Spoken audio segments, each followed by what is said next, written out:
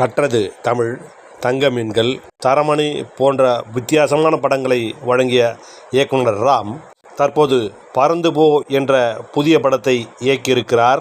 தந்தை மகனுக்கும் இடையிலான குடும்ப உணர்வுகளை மையமாக வைத்து இப்படத்தை இயக்கியிருக்கிறார். இப்படத்திற்கு ஏ.ஆர். ரகுமானிடம் பல்வேறு ஆண்டுகளாக பணிபுரிந்த சந்தோஷ் தயாநிதி இப்படத்திற்கு இசையமைத்திருக்கிறார். இதில் மிர்ச்சி சிவா, கிரேஸ் ஆண்டனி, மிதுல் ரியான் ஆகியோர் நடித்திருக்கிறார்கள். இப்படத்தின் ப்ரமோஷன் நிகழ்ச்சி சென்னையில் நடந்தது. இதில் இயக்குனர்கள் மிஷ்கின், மாரி செல்வராஜ் உள்ளிட்ட பல்வேறு முக்கிய பிரபலங்கள் கலந்து கொண்டார்கள். இதில் இயக்குனர் மிஷ்கின் பேசும்போது பறந்து போ படத்தின் கதை பற்றி சிலாகித்து கூறியதுடன் சினிமாவை விட்டு நான் விலக தயாராக இருக்கிறேன் என்று புதிய ஒரு அணுகுண்டையும் போட்டார். இயக்குனர் மிஷ்கின் என்ன பேசினார் என்பதை இப்போது காணலாம். தானு சார் வர பின்னால் உட்காந்துருக்காரு. நான் எப்படி பேசுறது? 5 நாள் ஆச்சு தூங்கினா. 5 நாள் ஆச்சு தூங்கி. ராம் ஒரு 5 நாளைக்கு முன்னாடி கூப்பிட்டு பாட்டு பாட சொன்னான்.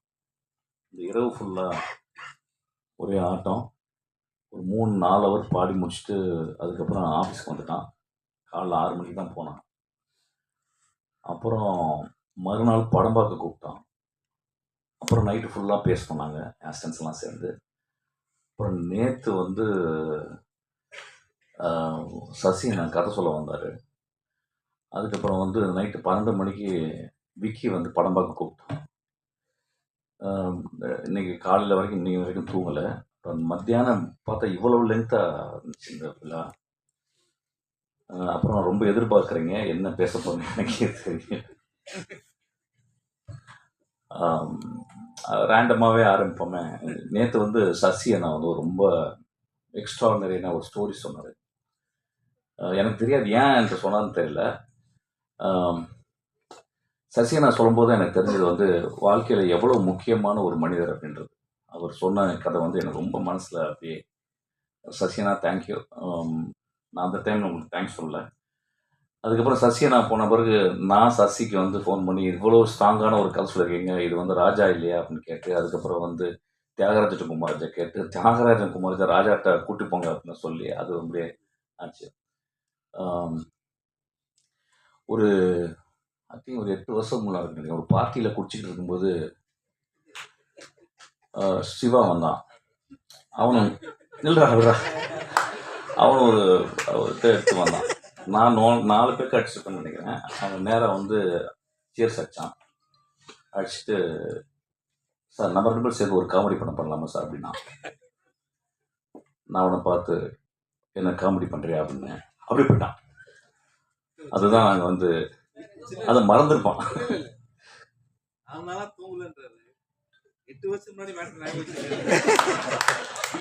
தூங்க நான் அந்த சினிமாவுக்கு வந்ததுலேருந்து தூங்கலடா. Don't worry. நான் இப்போ போனாலும் தூங்க மாட்டேன், கவலைப்படாத. போனவுடனே டான்ஸ் சார் வந்துடுவார் ஆஃபீஸ்க்கு. அவர் வந்து பேசுவார். ஸோ அதனால் தூங்குறதே இருக்காது. சீக்கிரமாக லாஸ்ட்டாக தூங்கிக்கலாம். 5:30 தூங்கிக்கலாம் நம்ம நேரமாக.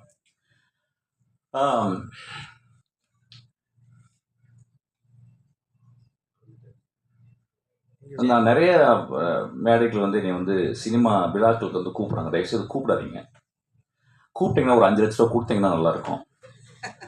ஒரு விழாக்கு ஒரு 5 லட்ச ரூபா கொடுத்தீங்கன்னா பேங்க்கில் போடலாம், மகளுக்கு படிக்க வைக்கலாம், இன்னும் கொஞ்சம் மாஸ்டர்ஸ் படிக்க வைக்கலாம். இந்த விழா மூலம் நான் சொல்லிக்கிறேன். ஆக்சுவலாக ஒரு நாளைக்கு 5 கால் வருது. அதாவது அடுத்த மாதம் ஒரு ரிலீஸ் ஆக போகிற ஃபங்க்ஷன், ஆடியோ ஃபங்க்ஷன், பட விழா, அப்புறம் அப்படிலாம் சொல்கிறாங்க. ஸோ இந்த விழா மூலிமா நான் சொல்லியிருந்தேன், தயவுசெய்து கூப்பிடாதீங்க. நிறைய வேலை இருக்குது எனக்கு. நிறைய கதைகள் பண்ணிக்கிட்டு இருக்கேன், படிக்கிறேன் நிறைய. இப்போ தான் படிக்க டைம் கிடச்சிருக்கு.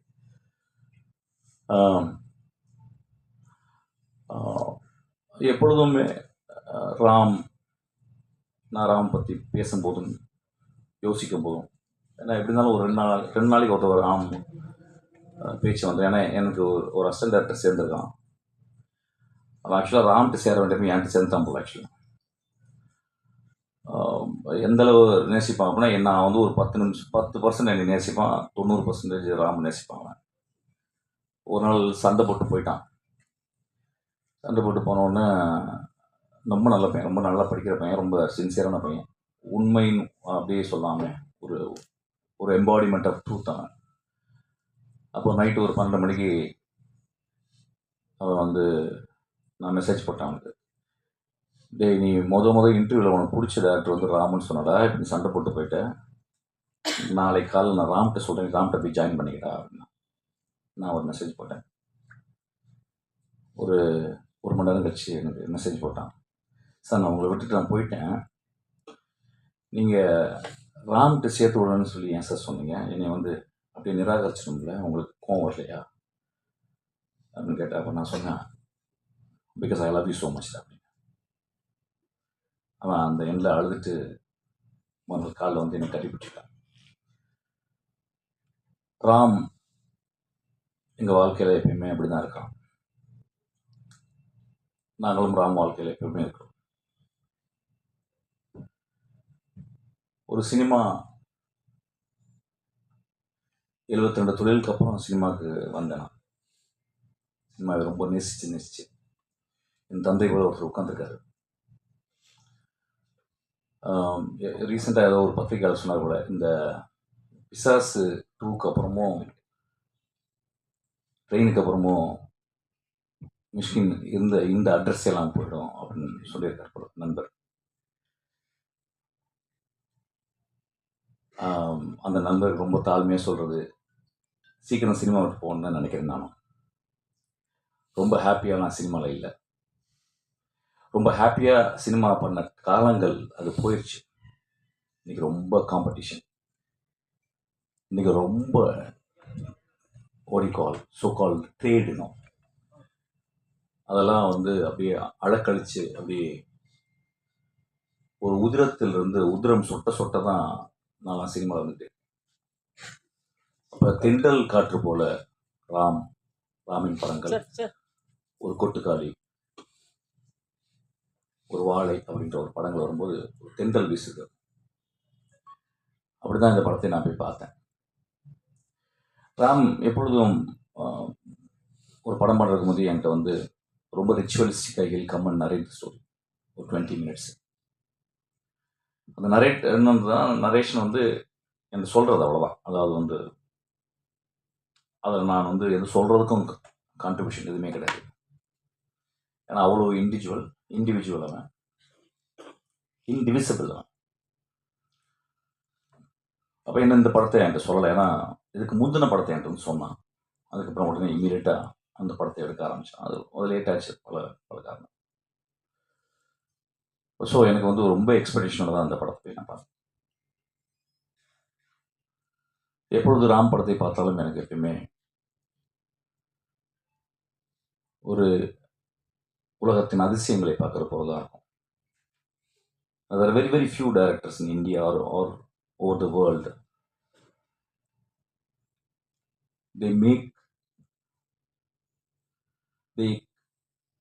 built a cinema with their soul and with their experience, with their sincerity, with their truthfulness. அந்த படங்கள் எப்பயுமே எல்லா படங்களையும் வெகுஜன எப்படி இருக்கும், வெகுஜன மக்களுக்கு எப்படி இருக்கும், கேலரி ஆடியன்ஸ்க்கு எப்படி இருக்கும் அப்படின்லாம் பார்க்க மாட்டாங்க. ஒரு வித்யா கௌரவம் தானே, வித்யா கர்வம் தானே ஒரு பெரிய ஒரு ஆசானுக்கு, ஒரு மாஸ்டருக்கு அது எப்பொழுதுமே அவனுக்கு இருக்கும் actually. So he never ஒரிஸ் about box office. That doesn't mean that அது வந்து ஒரு என்கேஜிங்காக இருக்காதுன்னு கிடையாது. அவனுடைய என்கேஜ்மெண்ட் வந்து வாழ்க்கையை வந்து சினிமா வந்து எப்பொழுதுமே யோசிக்க வைக்கும். ஒரு படம் பார்த்துட்டு வந்து குழந்தைய உத்து பார்க்க வைக்கும், அம்மாவை உத்து பார்க்க வைக்கும், நம்ம கடந்து வந்த பாதையை கொஞ்சம் யோசிக்க வைக்கும். ஒரு நல்ல கலைஞன் வந்து, ஒரு நல்ல எழுத்தாளன் வந்து அவன் பேனா தலை குனியும் போதெல்லாம் இந்த சமூகம் தலை நிமிர்ந்துச்சு. அப்படிதான் அந்த படத்தை அவன் எழுதியிருக்கான். நான் படம் தெரியாமல் கதை தெரியாமல் போனேன். பறந்து போ அப்படின்னு ரொம்ப எப்பொழுதுமே இயற்கையை நேசிச்சு கொண்டே இருக்குவேன். நிறைய போய்ட்ரி பேசுவான். ஆஃபீஸில் வந்து நிறைய போய்ட்ரி எடுத்துகிட்டு போவான். எனக்கு படிக்க டைம் இல்லாத போது தான் ராம் படிச்சுட்டு தான் நான் கேட்டு சில டைம். பறந்து போவோம் ஒரு போய்ட்ரி. இப்போ சொன்ன உடனே ஒன்று வரும், எப்படி இப்போ இவங்கெல்லாம் சேர்ந்து சொல்கிறாங்க படம் எப்படி இருக்கும் அப்படின்னா, அது மூவி இஸ் பர்சனல் விஷயம். ஒரு 1000 பேர் தேட்டரில் உட்காந்து பார்க்குறாங்கன்னா ஒவ்வொருத்தருக்கும் ஒரு மூவி, நல்ல movie, will give their own interpretation. இந்த படங்களும் அந்த மாதிரி. ஒரு அம்மா போய் உட்காந்தாங்கன்னா அம்மாவுக்கு ஒரு இன்டர்பிரிட்டேஷன் இருக்கும். ஒரு தந்தை போய் உட்காந்தான்னா தந்தைக்கு ஒரு இன்டர்பிரிட்டேஷன் இருக்கும். ஒரு குழந்தை போய் உட்காந்து ஒரு குழந்தை இன்டர்பிரிட்டேஷன். ஒரு டீ கடைக்காரர் போய் உட்காந்தாலும் ஒரு டீ கடைக்காரர் interpretation. So it is a multi interpretation இருக்கும். அதுதான் ஒரு கிரேட் ஒர்க்குடைய என்றைக்குமே நிற்கிறது. ஸோ அப்படி தான் இந்த படமும் நான் பார்த்தேன். இதை பார்த்துட்டு வந்து இரவு ஃபுல்லாக நாங்கள் பேசணும்.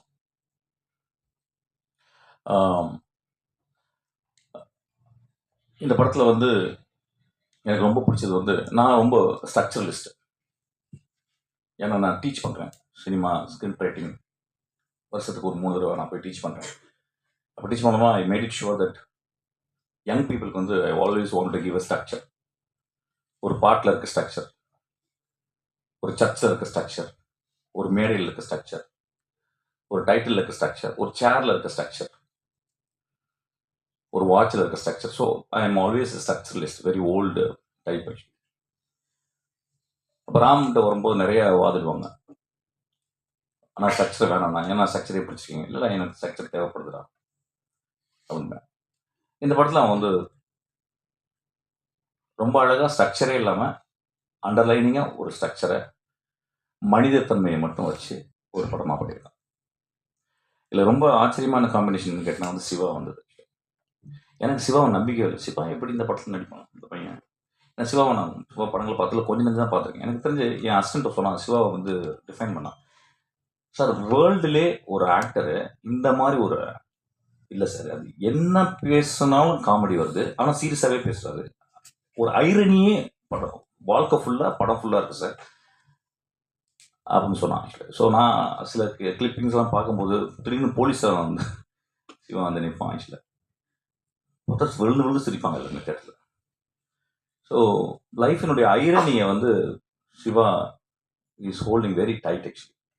ஸோ அவன் வந்து எப்படி இந்த படத்தில் வந்து சேர்ந்தான், மன்னிச்சுக்கிற அவன் சொல்கிறேன். ஐ திங்க்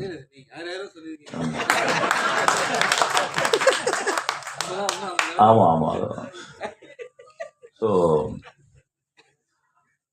இல்லை திடீர்னு நமக்கு தெரியாத பையன் திடீர்னு கோச்சுக்கு போகிறான் அப்படின்னு சொல்லி கோச்செல்லாம் ஒன்றும் கண்டுக்க போகிறது இருந்தாலும் சொல்கிறோம். ரொம்ப நாகரிகமாக ஆயிடுது சில டைம். நான் நாகரிகமாக இல்லாமல் அது இல்லாதவன் திடீர்னு. ஆமாம். ஸோ இந்த ஓடி கால் இந்த இந்த ஒரு வேதியியல் எனக்கு புரியவே இல்லை ஆக்சுவலாக. அது ராமுடைய எப்பொழுதுமே திடீர்னு யோசிச்சு ஏதாவது ஒன்று எடுப்பான் ஆக்சுவலாக. அந்த முடிவு தான். அவன் ராம் வந்து என்கிட்ட சொன்னா வந்து, ஆனால் நீங்கள் வந்து படம் பாருங்கண்ணா மம்முட்டி சார் மாதிரி நடிச்சிருக்கானா அப்படின்னா. What a big accolade that comparing with Mammootty, one of the greatest artist I would say in the world and the greatest human being also. Maybe that's the reason he is acting so beautifully. அப்போ நான் அந்த என்னடா அது இப்படி ஒரு comparison எல்லாம் சொல்கிறேன் அப்படின்னு சொல்லி படத்தில் போய் பார்த்தேன். படத்தை பார்க்கும்போது வந்து சிவா ரொம்ப கஷ்டப்பட்டுருக்கான், ரொம்ப கஷ்டப்பட்டு தான் பண்ணியிருக்கான். ஆனால் சிவா வந்து இந்த படம் ஒரு பெரிய வெளிச்சம். ஒரு மல்டி ஃபேசட்டட் ஆக்டராக சிவாவை இந்த படத்தில் பார்க்கணும். ஒரு தகப்பனா ஒரு குழந்தைய சுமந்துக்கிட்டு, தாய் வந்து வேற இடத்துல இருக்கிறான், பைக்கில் தன் உடம்புல சுமந்துக்கிட்டு அந்த குழந்தையோட அவன் பயணம், அதில் அவன் மீட் பண்ணுற இடங்கள், அவனும் வாழ்க்கையை கற்றுக்கிறான், அந்த குழந்தை கற்றுக் கொடுக்குது. ரொம்ப பியூட்டிஃபுல்லாக இருந்துச்சு இந்த படம். சிவா வந்து ஒரு இடத்துல ரொம்ப பிடிச்ச இமேஜ் வந்து தங்குறதுக்கு இடம்லாம் மழை வருது, ஒரு ரோடு ஓரமாக ஒரு சத்திரம் இருக்குது, அந்த சத்திரத்தில் போய் ஒருத்தர் இருக்காரு, அவர் ஒரு கேம்ப் ஃபயர் மாதிரி போட்டுருக்காரு. ஸோ அங்கே தங்கலாம்னு சொல்லிட்டு போய் படுத்து அந்த குழந்தைய படுக்கும்போது அது ராமுடைய ஆதி தகப்பன், ஆப்பிரிக்காலேருந்து வருவன்ல அந்த தகப்பன்லேருந்து வந்த அந்த ராம் சொல்கிறான். அதில் சிவா பண்ணுவான், ஒரு லுங்கி எடுத்து தூங்குற குழந்தை காலை கட்டி இவன் கையில் கட்டிக்கிட்டு தூங்குறான். One of the greatest image என் லைஃப்பில் பார்க்க முடியாத ஒரு இமேஜ். அந்த ஒரு இமேஜ் இந்த படம் பார்த்துடலாம், அந்த ஒரு ஜெஸ்டருக்கு இந்த இமேஜ் பார்த்துடலாம். ஐ திங்க் இந்தியாவில் அந்த மாதிரி ஒரு இமேஜை இந்தியாவில் ஒரு ஆக்டர் அந்த மாதிரி ஒருத்தர் பண்ணியிருப்பாரு எனக்கு தெரியல. அது ரொம்ப அழகாக சிவா அப்படியே கடந்து போகிறான். ஆக்சுவலாக அது என்னன்னா கடைசியில் ஃப்ளிப் என்னன்னா கடைசியில் குழந்தை காலாம போயிட்டு காலையில் சொல்லாடா வர்றா ஸோ இந்த மாதிரி நிறைய மூமெண்ட்ஸ் படத்தில் நான் ரொம்ப என்கோமியமாக சொல்ல மாட்டேன். ஸோ இப்போ இன்றைக்கி வந்து படம் வந்து இப்போ நிறைய பேர் விமர்சனங்கள்லாம் வருது, ஒரு படத்தை பார்த்து எப்படி விமர்சனம் பண்ணணும், எப்படி பண்ணணும், அப்படிலாம் கிடையாதுங்க. விமர்சனம் பிடிச்சவங்க பிடிச்சதும் சொல்லணும், பிடிக்கலன்னா பிடிக்கலன்னு கிழிச்சு தான் வரணும். அந்த உரிமை எல்லாருக்குமே இருக்குது. அது என்னுடைய படமாக இருந்தாலும், ராம் படமாக இருந்தாலும், அது யார் படமாக இருந்தாலும். ஏன்னா நல்ல படம் இருக்கும்போது நல்ல படம்னு பத்திரிகையாளங்க மிச்சமாக சொல்லும்போது நம்ம அப்படியே ரொம்ப பயங்கரமாக ப்ரௌடாக இருக்கும். நல்ல படம் இல்லைன்னு நம்ம சொல்லும் போது நம்மளுக்கு பயங்கர கோவம் வருது, நம்ம ஈகோ ஹர்ட் ஆகுது. ஸோ அதனால் இந்த படத்தை நீங்கள் பார்த்துட்டு நிச்சயமாக நல்லா இருக்குன்னு சொல்லுவீங்க. நல்லா இல்லைன்னா நல்லான்னு சொல்லுங்கள். ராம் கோச்சிக்க மாட்டான். Actually that will not stop Ram doing great films or me doing great films. ரொம்ப அழகான படம், பாருங்கள். Terribly tired. I couldn't talk. I couldn't even phrase words. But thank you so much for this opportunity. அப்புறம் என்னுடைய தந்தையார் உட்காந்துருக்காரு. நான் முதல்ல வரும்போது சண்டை மந்திராலா பண்ணும்போது, இப்போ அவர் தான் என்னை பத்திரமா பார்த்துக்கிறாரு. ஒரு நாளைக்கு 3 வாட்டி ஆஃபீஸ் வர்றாரு. அடுத்த 3 படம் சொல்லியிருக்காரு. ஆக்சுவலாக அட்வான்ஸ் தான் கொடுக்க மாட்டேன்றாரு. Such a wonderful person. I think மனிதர்கள் வந்து நம்ம வந்து யார் மூலியமோ சொல்லிகிட்டே இருப்போம், இப்படி இப்படி அப்படி அப்படின்னு. மனிதர் வந்து கண்ணாடி தான் இருக்கான்.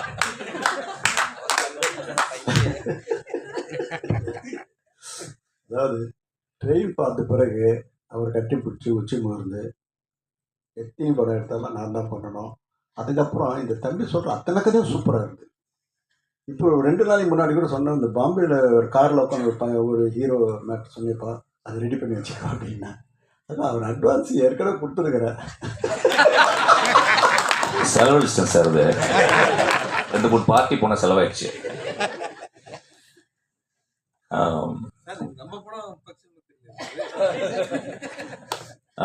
மாலை ரொம்ப அழகான மாலை இது.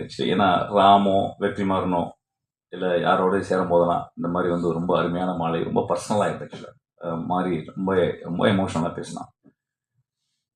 தன்னுடைய குருவை அம்மா, நான் எப்பயுமே சொல்லுவேன், ஒரு டேரக்டருக்கும் அசிஸ்டன்ட் டேரக்டருக்கும் இல்லை ரிலேஷன்ஷிப்பு, அம்மா பேர்த்து வெளியே போடுறா, டேரக்டர் அந்த அசிஸ்டன்ட் டேரக்டர் வயிற்றுல திரும்பி எடுத்துக்கிறான். ஸோ ரொம்ப மூவிங்காக இருந்துச்சுடா. நீ ராம பத்திரமா பார்த்துப்ப, நாங்களும் பத்திரமா பார்த்துக்கிட்டா, நம்ம எல்லாரும் ராம பத்திரமா பார்த்துக்கணும். Thank you so much. Thank you so much for the Hotstar people, wonderful people. அது தெரியல இதெல்லாம் இப்படி சொல்லணுமான்னு தெரியல எனக்கு. கூல் கைஸ் எல்லாமே. பிரதீப்லாம் வந்தாருன்னா பார்ட்டியில் ஃபுல் கட்டுவோம் நாங்கள். ஆக்சுவலாக ஏன்னா பார்ட்டியில் தான் ரொம்ப பார்த்துருக்கேன். ஆக்சுவலாக வந்து டான்ஸை சொல்லி என்னப்பா உங்கள் ஃப்ரெண்ட்ஸ் எல்லாம் என்னப்பா சொல்ல மாட்டேன், ஏதாவது படம் கூட வாங்க போகிறேன் சார், எனக்கு அதெல்லாம் தெரியாது சார் அப்படின்னு டான்ஸ் ஆட்டேன். சில் அவுட் கைஸ், நல்ல ஜாலியான பர்சன். ஆக்சுவலாக என்னுடைய ரொம்ப பூசம் பட்டி அவன், என்னோட கதிரோட என் கூட இருந்தவன் Senthil, my darling. Thank you so much, love you. நான் எதுவும் பேசலையா, போர் அடிச்சு சார்? ஒன்றும் இல்லைங்க, பறக்கு இல்லை. அடுத்த மேடையில் வச்சுக்கிறேன். அப்புறம் நான் நிறைய பேர் நான் மேடையில் பேசும்போது தண்ணி போட்டு வந்தேன்னே நிறைய பேர் சொல்கிறாங்க. ஆக்சுவலாக நான் நைட்டு தாங்க போடுவேன், மேடையில் போடுவேன். தேங்க்யூ.